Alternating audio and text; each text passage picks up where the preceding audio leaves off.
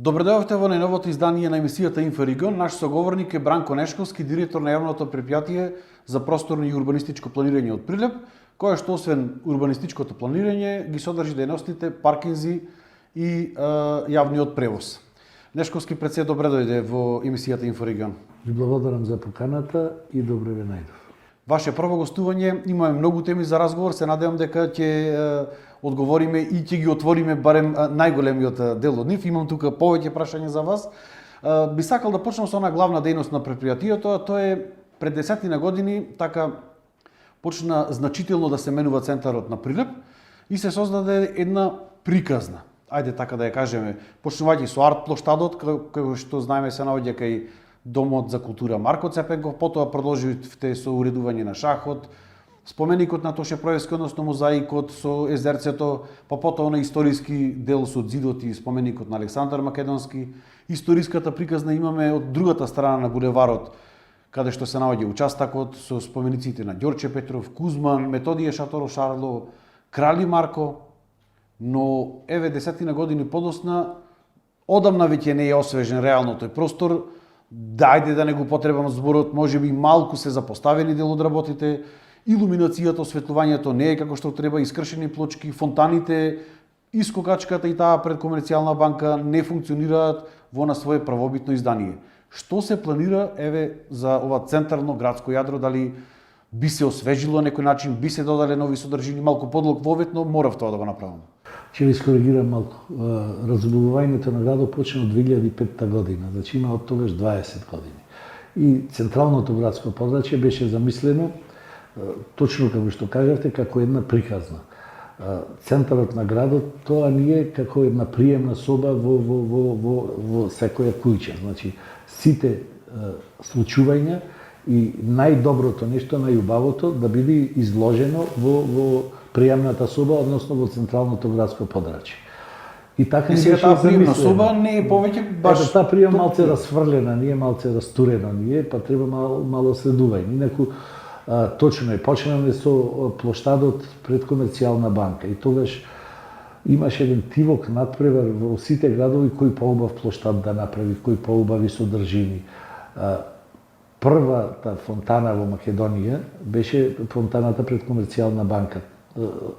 Скапа, убава, урбана единица. Со тек на време можеби се изградија и многу други, но сепак тоа остана како еден позначаен урбан репер во градот, фонтаната пред Комерцијална. Да, се уште посебно оние што доаѓаат од диаспората во текот на летото, првата фотографија му е покрај таа фонтана. Бидејќи водата си го има својата привлечност и нормално тука со илуминацијата, со осветлувањето, посебна драматика. Така беше замислено.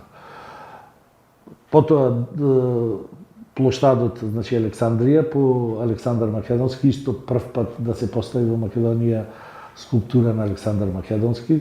Како универзален лик, Александар Македонски може да се постави во било кој дел од светот да биде и пак да биде Александар Македонски. Продолжиме со арт плоштадот, односно обединување на култура во Центарот за култура, култура во внатрешноста, култура во надворешноста, односно сите скулптури од Прилепската ликовна колонија ги донесовме кои беа оправдано или неоправдано расфрлени низ фабричките комплекси затечени од транзицијата, отворени или затворени, ги донесовме, а посветено многу внимание и многу труд од голем број на скулптори од поранешните југословенски републики, а и надвор од нив, ги донесовме пред арт плоштадот и така во една колонада, она хедонистички да се ужива во љубителите на скулптурата. Така тоа беше и затоа името му е арт плоштад. Идејата како што кажавме е убава. Цела приказна беше. Цела приказна, вие на почетокот од уводот тоа го спомнавте. Да, тука е и патеката на славните. Патеката на славните од аспект славни прилепчани кои работат во радиусот на културните дејности. Како што кажав, одамна таа дневна соба, како што кажавме, е расфрлена, малку запоставена. Пример, патеката на славните нема поставено ново име, не знам колку години. Ламбичките не работат. Кога би се реконструирал, можеби, центарот на некој начин на градот? Тој континуитет се наруши, морам да се согласам, се наруши во последниве 7-8 години. Се надевам дека големи средства сега во тек е креирањето на буџетот за 2025 и огромни средства се предвидени за реконструкција на овие плоштади, бидејќи централното градско јадро е горе-долу дефинирано со содржини, тогаш беа поставени тие постулати и се задржани. Сега најголем акцент треба да се посвети на одржувањето, како што рековте. Со тек на време плочките се кршат, скулптурите се оштетуваат, Фонтаните не функционираат. Урбаната опрема се оштетува. Значи, клучен акцент е и клучна реченица одржување. Значи, во годинашниот буџет за 2025 се прилично големи средства обезбедени за тоа одржување на јавни градски површини. Кај хотел Скопје дали ќе се гради нова парковска површина? Хотел Скопје како продолжеток на плоштадот Методи Андонов Ченто изработен е техничка документација, односно основен проект за реконструкција на партерното уредување, односно плоштадот да се продолжи бидејќи тука на се личи на централно градско подрачје не личи. Значи тој дел да се ослободи од возила, па се до катната гаража. Одобрение за градба има издадено и со првиот повик на владата на Република Македонија беше вметнат тој... Да, тој проект, но потоа не влезе. Да, потоа не влезе, ама сега во јануарскиот повик ќе биде имплементиран и овој проект. Се надевам дека после таму тендерската документација, нека се надевам, значи не држете ме за збор, наредната 2025 година една од ударните проекти за реализација ќе ни биде и продолжетокот точно на овој простор. Бидејќи централно градско подрачје не доликува да биде во ова состојба како што е. Тука помеѓу двата плоштади се наоѓа и булеварот Гоце Делчев, кој што беше реконструиран. Некои се задоволни, некои не се. Некои викаат дека добро е што имаме поголема пешачка зона, други пак го нарекуваат булеварот Корито и многу тесен простор каде што може би, не дај Боже да се случи сообраќајка или поголема гужва, не може да помине итна помош, противпожарно возило, но исто така се намали и прометот на чаршијата со немањето на доволно паркинг простор. Практично ние може би го уредивме шеталиштето, но не обезбедивме алтернатива за паркирање.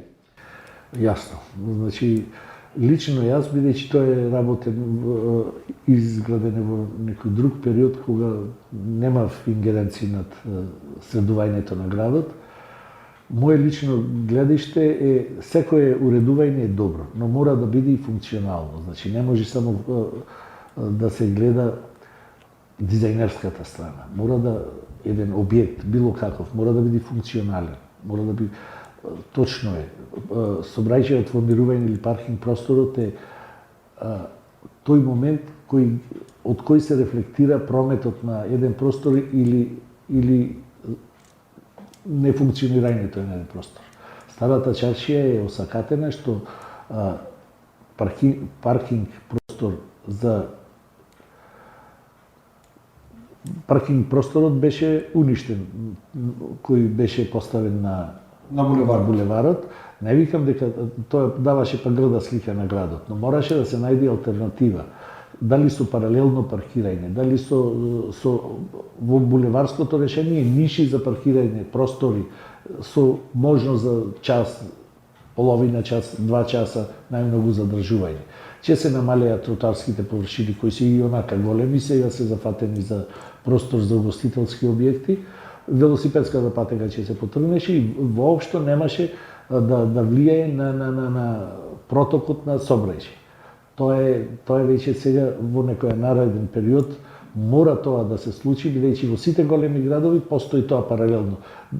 Претходно беше паркирање под 45 степени и така се согласувам дека лоша градска слика со паркинзите, но ако се овозможеше, ќе се намалеше бројот на паркирни места, но сепак ќе имаше алтернатива. Значи, едно е повеќе од нула, а сега целосно тие 90-100 паркинг места се уништени и воопшто не постои. За таа цел се гради катната гаража во непосредна близина на старата чаршија од позади на пицеријата Леони или позади градска кафана, не знам како да ја наречем.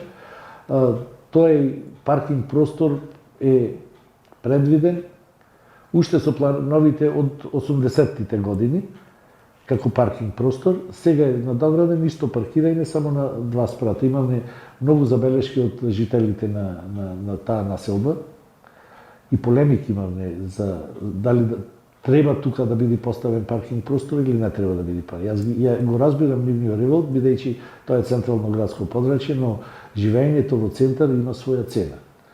Живеењето во периферни населби исто има своја цена. Од периферијата да дојде во градот му треба 150 денари за такси или му треба 20 минути. Ама и диши чист воздух. Кога ќе биде готово таа катна мрежа? Се надевам дека до крајот на годината ќе биде готово. Колку возила ќе биде? 45 и 45 околу 90. Дали би имало улица која што Околу 90, може да и помалце да се. Дали се планира во иднина од таа катна гаража уличка која што ќе излегува на булевар? Да, тоа е помеѓу двете згради. Тоа е пред некој ден го најавив тоа решение. Значи, бидејќи онака поставена катна гаража е многу нечитлива. Ние од прилеп знаеме низ кои улички и представува проблем сообраќајот. Вистина на жителите му света тој сообраќај.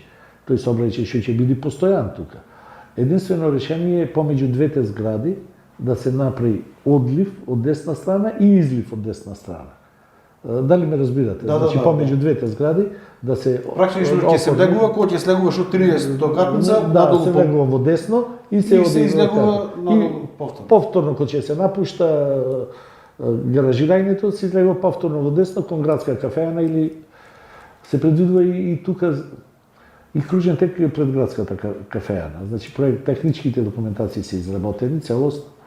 Се надевам дека со почетокот на годината ќе се објават тендери за изведба и на тој кружен тек пред градска кафеана.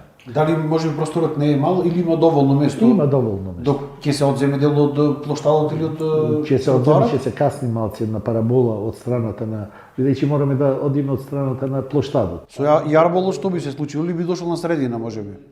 Јарболот нема да биде чепнат, бидејќи малце потаки, огромна стопа има тој. Огромна стопа и поврзане со инсталации големи. Има размислување јарболот да дојде на средина или тука да биде една смирена зелена површина. Бидејќи имаме многу критики за кружниот тек пред Деветокатница. Да, тоа е Марко Цепенков. Кружниот што се наоѓа кај стариот Тинекс, сегашно сете кај Домот за култура. Еве и тоа сакав да ве прашам.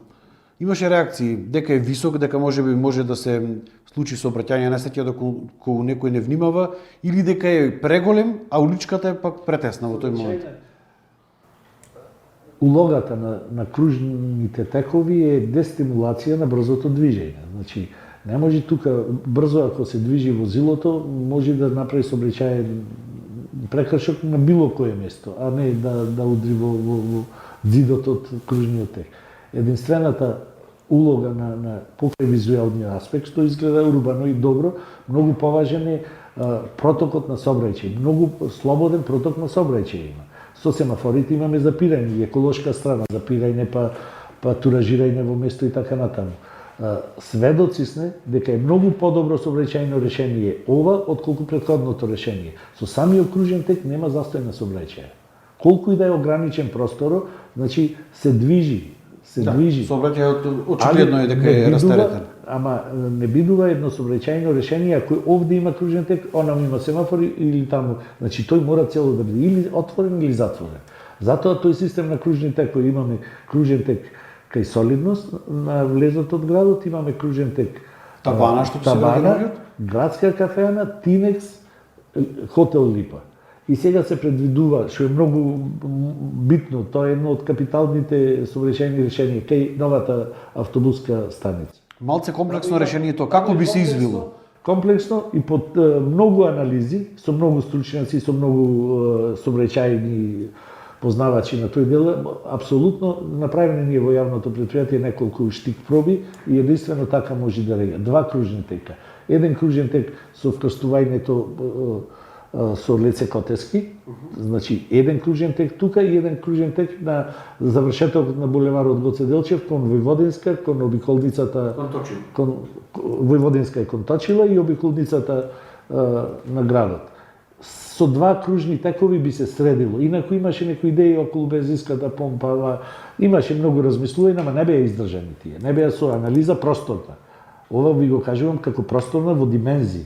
И техничка документација веќе се надеваме дека со почетокот на оваа година, со прибирањето на журирани подоби, почнуваме да ја работиме. Се надевам дека за 3-4 месеци ќе биде готова и ќе инсистираме за да може да се реализира во теков на 2025 или 2026, бидејќи тоа е тесно грло. Не знам дали имате поминато во ранните утрински часови, посебно бидејќи Леце Котески генерира големо движење на автомобили кон индустријската Витаминка, Мерберен комбинат и сите индустријски комплекси кои се по должината на што туку реконструираната улица. Тоа и во попладневните часови кога завршуваат со работа. Тие се критични два моменти. Наутро и после пладне. Посебно свртувањето во лево. Неможно е. Неможно или многу се чека. Има тука застој на сообраќај. Додека со кружното движење тоа во голема мера би се растеретило. Што би се случувало со Чумовчани и со димонаредникот? Исто и Чумовчани, исто. Тука е кај димонаредник е предвиден кружен тек и кај Чумовчани е предвиден кружен тек. Големо размислување по Александар Македонски од влезот од Лукоил се вози, бидејќи е широка сообраќајницата, се вози многу брзо. Несовесни граѓани тука си ги мера способностите на своите возила. И трки на нашите млади сограѓани. Во летните има и тоа се случува. Значи и тука има можност за кружниот тек како сега тука ќе биде како дестимулација. Покрај најекстензивниот начин со бариери, со популарно легнати полицајци и кружниот тек е фактор кој одма психички ти делува дека треба да ја успориш брзината. Значи тука трпи на неколку места да се поставили на едно или две места на влезот, кај Мак Петрол, тука некаде, и малку подолу. Кружно решавање на... Тоа е како фактор на дестимулација.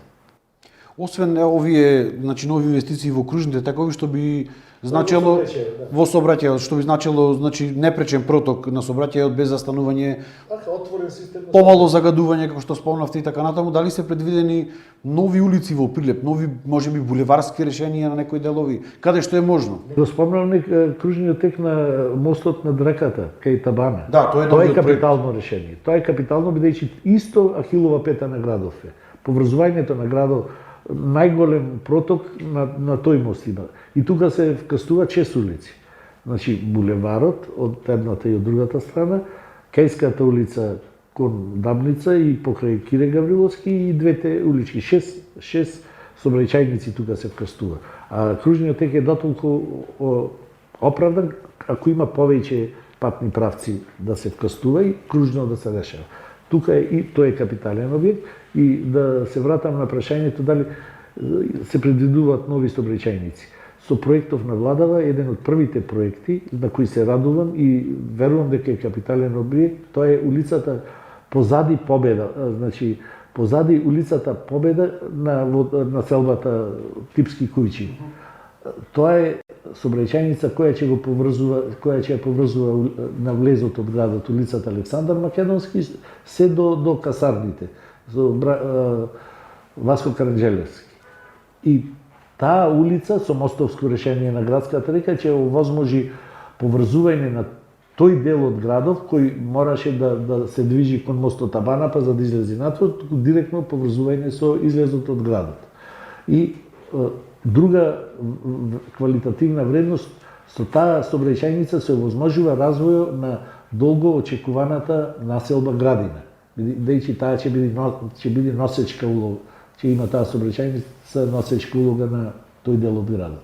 Некои сообраќајници или кружни текови на некој начин бараат експроприација на земјиште. Апсолутно. Пример, тоа е случајот со кружниот тек каде што се наоѓаме кај Деветокатницата.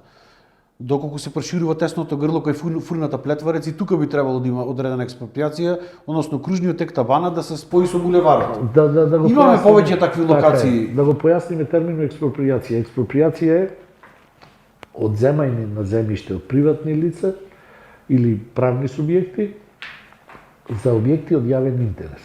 Значи, приватниот интерес стално е под број 2 во однос на јавниот интерес. За одредена надокнада. Национализација значеше за јавен интерес се зема и без никаква надокнада. А експроприацијата за надокнада која е утврдена на ниво на град. Значи, за да се направи некое големо добро, мора да се направи по малце, тоа е индивидуално гледано, лошо.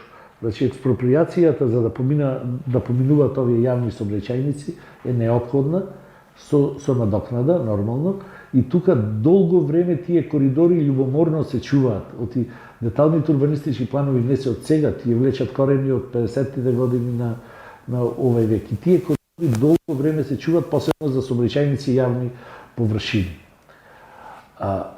Грубо навлегување на тие коридори дојде со законот за легализација, кој овозможи легализирање на објекти каде што имаме и нарушување на овие замислени коридори за комуникација и јавни површини. И што ќе случува во нели? Исто во буџетот на општина Прилеп, сега за 2025 огромни суми се предвидени за експроприација, посебно за улица Победа, сега ќе ја спомнаме, бидејќи зафаќа дел и од приватни имоти, каде што мора да се експроприират и да се направи коридор, односно трасата долична за од таков тип. Односно ќе биде со две ленти од по 3,5 метра, со велосипедски патеки од двете страни по 1,5 метри и со 2 метри тротоари. Така и добиваме еден профил од колку ќе дојдеме тука 3, 3, 7, 7 и 7, 14 метра. Коридорот 14 метра. Со јавно осветлување, со целосна подземна инфраструктура, одводна и доводна. Досега зборувавме за онаа сообраќајна инфраструктура за автомобили, за тешки товарни возила, но ги спомнавте сам и тука си велоинфраструктурата. Знаеме дека имаме се повеќе велосипедисти во Прилеп, кои што немаат соодветна или доволно инфраструктура за да возат по градските улици. Да, и покрај што е светски тренд, значи возењето на незагадувачки превозни средства, факт е дека во Прилеп се вози велосипед. Во право сте, немаме доволна инфраструктура, но се трудиме за што е можно побрзо да се воспостави. Дел по дел, фаза по фаза. Значи, булеваров има одредена инфраструктура, иако не е според стандардите. Не е според стандардите, некој знае да биде опасно, бидејќи е многу денивелацијата голема помеѓу асфалтната површина и делов за возење со велосипед, но постои некаква инфраструктура. Како продолжение сега имаме изработено со остатокот од средствата од Леце Котевски, имаме изработено проекти за реконструирање на велосипедската патека кој никој не ја забележува по улицата 11 октомври, односно од мостот Табана до кружниот тек. Таму постои велосипедска патека, тоа е паркинг простор. Јас заговарав со Министерството за внатрешни работи еден така наречен проект, а не е воопшто проект. Да им ги вратиме тротоарите на пешаците. Бидејќи кај нас од 20 чека да се направи тротоар, да се паркира возило на тротоарот.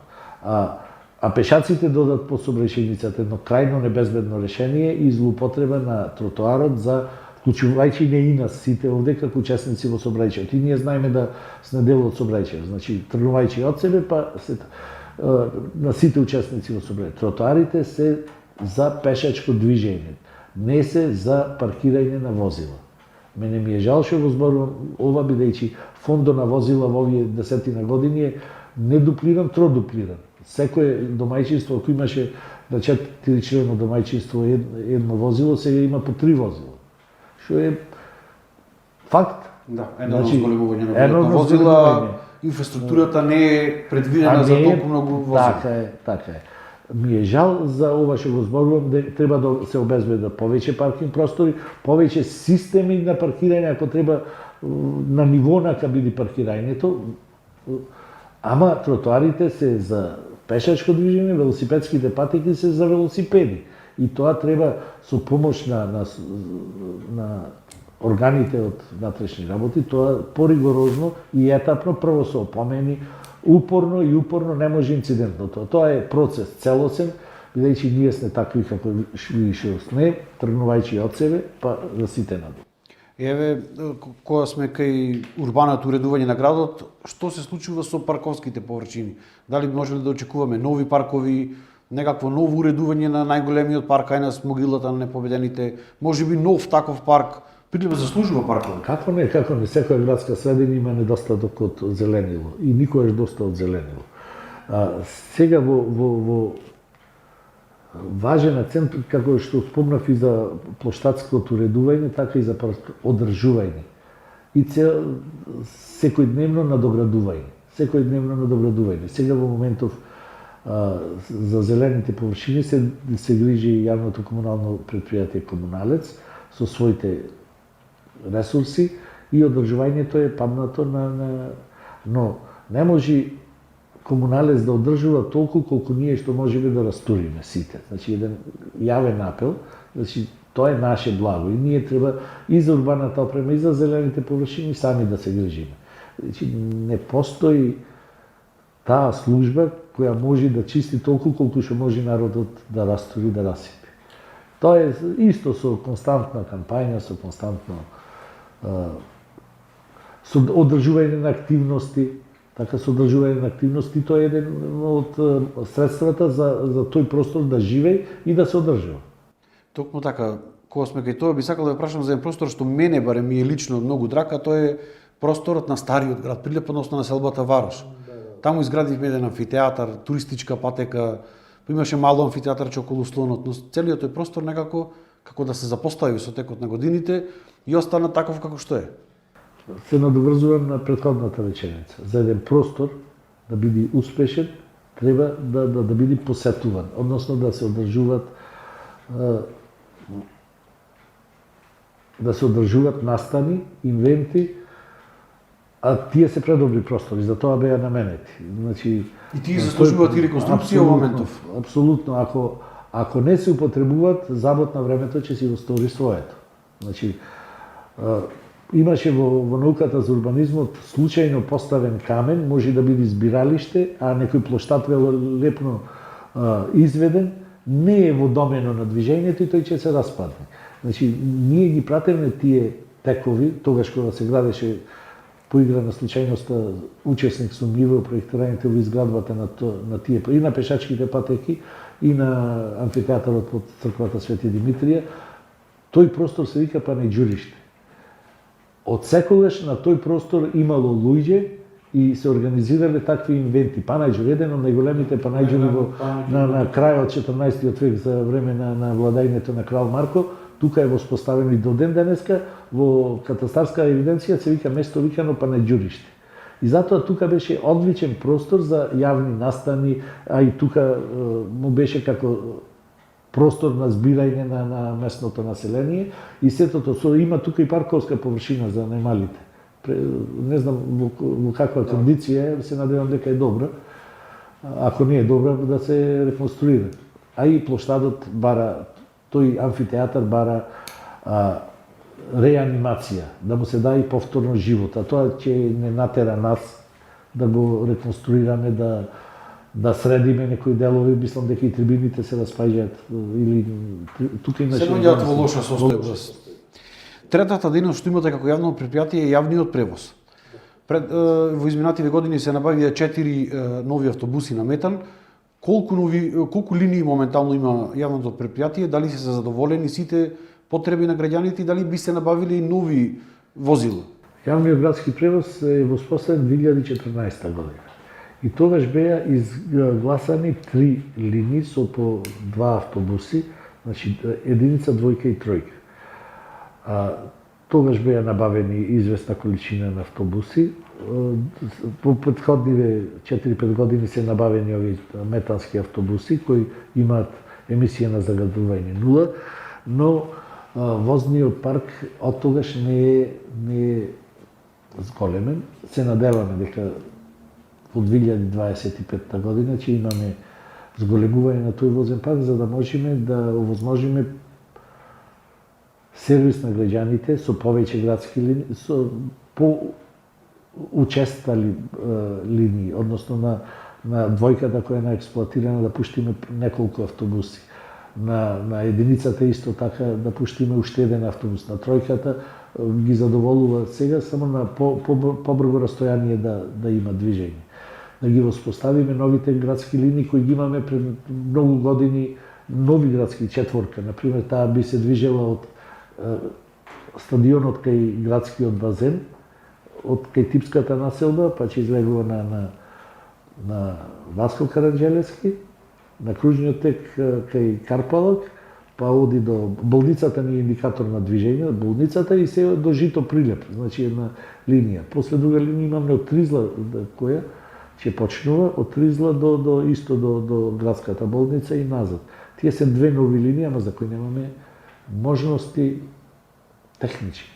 Се надевам дека 2025 живееме во едно лошо време, каде што младите ни се иселуваат.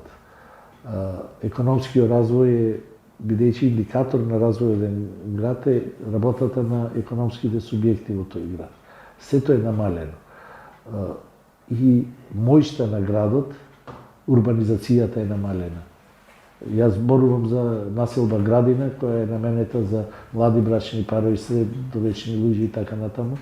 Се соочуваме со проблемов на излив на младите, дизајнираат големо иселување за жал во држава, значи, и тоа место да не имаме стопира. прогрес на градот, имаме ние регрес. Значи, се треба, тоа е веќе системско прашање, да се направи во државата, да се овозможат услови. Инаку не можеш процесот на миграција да го заприш на никој, односно мора да овозможиш услови за на младите да му биде интересно место и да си ја барат среќа тука во нашиот град, каде што се родиле, каде што се оформиле како личности, а сега тука да го бараме. Значи, секој во својата струка. Ние како урбанисти, како архитекти да го направиме градот како привлечно место за живење со многу повеќе зелени површини, атрактивни стобрајчајници каде што може брз проток да се брзо стасување, загадувањето на градот да се намали. Значи тие се предусловите, јавните институции да си работат својата работа за што се наменети, судиите да си судат како што треба да си судат, бирократите да си работат. Тоа е една поширока тема за која што можеби ама сето се тие услови, секој, ја патриотизма го гледам, секој да биде професионален во својата работа. Така ќе биде добар и за себе и за опкружувањето околу себе. Токму така. Кога станува збор за младите, сакам да ве прашам нешто што е поврзано со превозот, а тоа е голем дел од учениците во овој момент од населените места, средношколци и основци се превезуваат со приватни компании.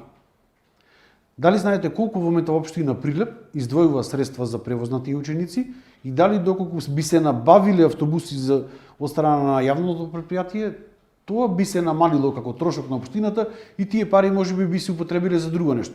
Со одлука на влада, ја мислам дека секој ученик кој е подалеку од 2 нешто километри мора да користи платен превоз. За учениците кои се во градското подрачје, јавното претпријатие, односно јавниот градски превоз, ја обавува таа дејност покрај линискиот превоз на патници и сите ученици со посебна картичка бесплатно ги превезува. Дури имаше и бенефиции за оние кои се поблиску од да има упола од цената, ако е 30 денари, тие да имат 20 на денари. Тука беше, тоа е со одлука на блок дотациите. Секој дете 20 денари да има. А за населените места, бидејќи ние немаме технички можности, немаме возила, не го обавуваме тој и училиштата или општината објавува тендер на кој се јавуваат превозници, а за сумата не можем, ќе би шпекулирал. Не би Дали би се намалил трошокот, затоа што често се случува и тендерот да падне, па нема кој да се пријави, па сумата е поголема, па дури на почеток на оваа учебна година учениците останаа без превоз. Да, неколку месеци имаше или неколку недели скоро беше, не беше месец. Да. Видете, јавните претпријатија, односно мисијата на јавните претпријатија се непрофитабилни организации, да работат на задоволување на некои јавни потреби. Не одат со тенденција за да заработат.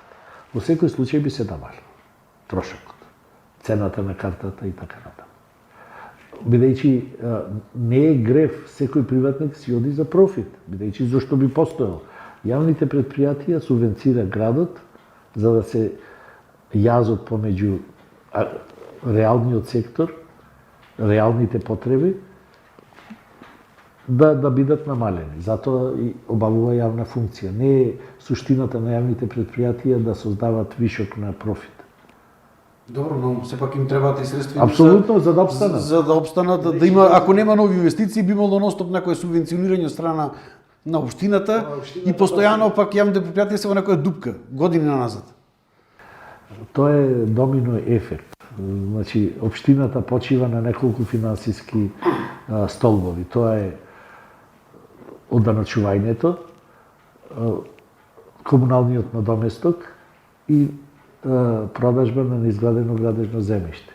Еден од нив, ако е нарушен, не може да изработува проекти во интерес на граѓаните, не може да ги субвенционира јавните предпријатија кои работат на границата на издржливоста. За сите јавни предпријатија, и за водовод, можам официјално да тврдам, и за комуналеци, и за пазари, и за јавното предпријатие за просторни урбанистички планови.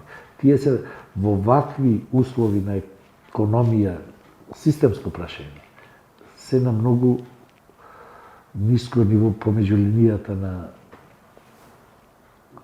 обстојување. Дали конечно се реши за крај проблемот со несовпаѓањето на деталните урбанистички планови со генералниот план и не се издава едно време долго време градежни дозволи, што пак од друга страна е главен мотор на економијата во една општина. Како што реков, еден од финансиските столбови. Значи, ако не се издават изводи од деталните урбанистички планови, нема градби, а ако нема градби, нема прилив на комунален надоместок. Се реши овој проблем.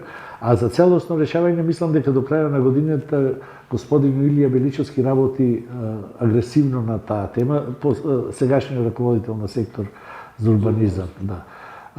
Поврзани сме со Министерството за транспорт и врски и се надевам дека до крајот на годината тоа целосно ќе биде решено. А несовпаѓањето е и сега во овој момент решено. Несовпаѓањето, тоа е несреќно донесен закон, каде што ако не се совпаѓа едната со другата линија, не може да се издаде одобрение за градба. Но има тука детали кои веќе се етаблирани и може да се вадат изводи од детален урбанистички план. Еве за крај во две-три реченици на ваша футуристичка не знам идеја за Прилеп како би изгледала, како го замислувате? Идеи нешто што би сакале да го реализирате, не сте го реализирале, скап проект, не сте во можност или пак лесно би можело да се реализира со повеќе желба? Има една мисла од Крсте Петков Мисирков за македонските работи, континуирана работа во исти правец. Само со континуирана работа во исти правец може да се постигне успех. Значи, секој иден јавен функционер да придонесува за развојот на градот, ама може од аспект на позиција може да се донесат и лоши решенија. Значи да си го сакаме градот и да придонесуваме барем едно камче да поместуваме на подобро и подобро. Сега моја желба, бидејќи ги спомнав мостовите, кружните текови, речното корито ни е еден од реките се украс на градовите. Ајде, обратно, кај нас реката ни е еден негативен, визуелен, естетски и било каков аспект не ги задоволува нашите желби за естетско доживување на тоа речно корито. А во сите градови реките се украс на градовите. Тука сакам да поработиме и ова 2025 имаме голем проект за средување на речното корито од мостот, бидејќи гледате град како се гради. Улицата Победа, мостовско решение. Во тој дел нема ни кејски ѕидови, нема ни минор корито. Тоа ќе би значило продолжување на кејските ѕидови кејски улици по двете страни на кејовите и минор корито. Значи, еден проект како црешине си бара изведба и на други проекти. Така се гради град. Никогаш градовите не настанале готови, вакви како ише се. Туку се обликуваат дел по дел и на етапи. Но мора да се има еден голем план и по етапи да се изведува. Значи, речното корито мене ми е во фокусот на сега на 2025 година, да биде функционално. Знаеме дека надојдува водата. Не се мешаме во хидролошките параметри на речното корито. Значи 2,5 метра кејски ѕидови, 21 метар широчина на каналот и така нато. Минор коритото си е минор коритото. Но знае да надојди вода. Значи, ама со следување на тоа речно корито. Со урбана опрема која е фиксирана за ѕидовите, со пешачки патеки кои не се подложни на некогаш ако се излие реката да ги однесе нив. Значи не можеме тука со павер елементи, со бетонни, мора со фиксни или бетонирање или асфалтирање. Негде речното корито да се заприпа, да се направи вештачки застој на реката, ама за тоа че ни треба функционирање на пречистителната станица. И таа функционира станицата, но сепак не е во доволна мера за водата да не биде доволно чиста. Па ако треба и мини пречистителни станичина на местата каде што ќе ги направиме мини езерца да биде чиста.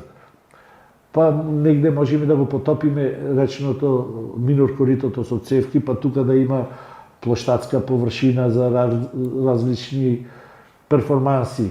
Дел од пазарот да префрлиме во речното корито Значи има нуди безброј можности и тоа не може наеднаш да се изведе. Може да се изведе по етапи, од тој дел до тој дел. Тоа ми е во фокусот, футуристички гледано, над коридорот од речното корито е една експресна сообраќајница која ќе дигната на висина, која од фабриката Милина до крајот на градот може експресно да се движи лево и десно. Булеварско решение, но без да се наруши природниот коридор на провев на градот. И има многу размислување. Дел од речното корито може како паркинг простор висечки да се искористи на конзоли. Има многу. Значи мални е животот, ама секој да се посвети барем во сегмент. И така градов би бил померка наша, бидејќи ние сме жителите, нас најповеќе не боли за нашиот град. Или би требало да не боли. Ви благодарам за издвоеното време. Да се надеваме дека ќе започнете, како што кажеме, пред се првото освежување од центарот на градот, па с решавање на сообраќајници, паркинг простори, нови паркови и така натаму. Прво, но нема да биде и последно интервју, се гледаме во наредна прилика. Ви благодарам за поканата. Се надевам. Драги гледачи, тоа беше Бранко Нешковски, директор на ЈПЗ ПУП од Прилепа. Ние со нови информации се гледаме во наредното издание на Инфорегион.